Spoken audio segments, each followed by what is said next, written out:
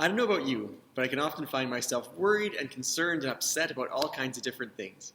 One of the passages that God has been bringing me back to is Psalm 37. I just want to read to you the first 8 verses. Do not fret because of those who are evil, or be envious of those who do wrong. For like the grass, they will soon wither. Like green plants, they will soon die away. Trust in the Lord and do good. Dwell in the land and enjoy safe pasture. Take delight in the Lord, and he will give you the desires of your heart. Commit your way to the Lord, trust in him, and he will do this.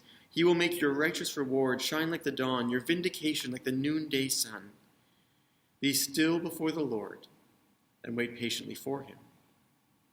Do not fret when people succeed in their ways, when they carry out their wicked schemes. Refrain from anger, and turn from wrath. Do not fret. It leads only to evil. As we journey through life, there's so many different spaces where we feel concerned or we feel afraid. We can give into fretting and sort of internally working through all kinds of different stuff, trying to find a way to work it out.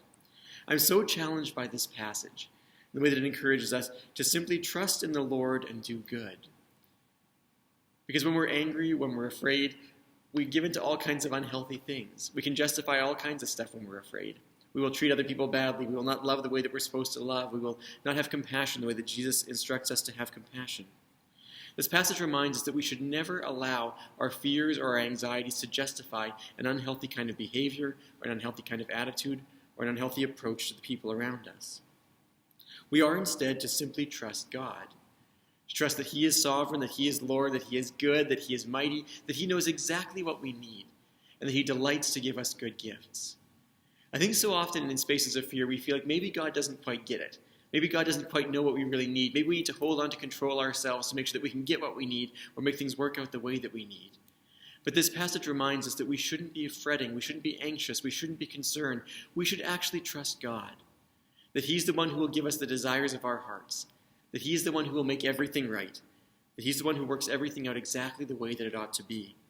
We should commit all of our ways to him and trust him so that he can make our righteousness shine like the dawn, our vindication like the noonday sun, that he's the one who vindicates, that he's the one who makes things right, that he's the one who provides for us abundantly everything that we need.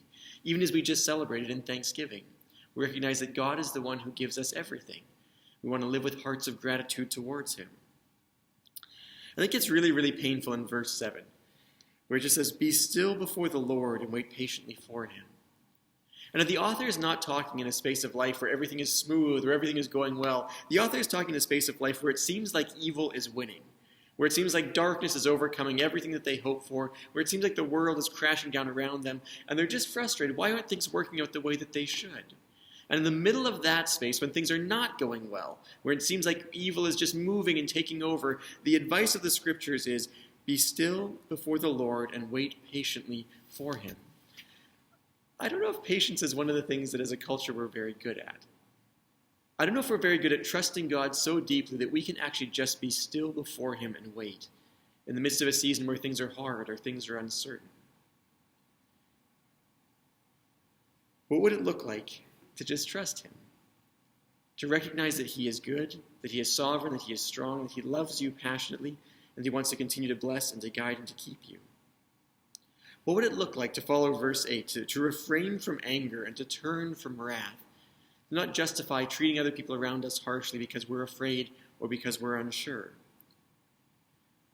I love this passage at the very end of verse 8 where it says, do not fret, it leads only to evil.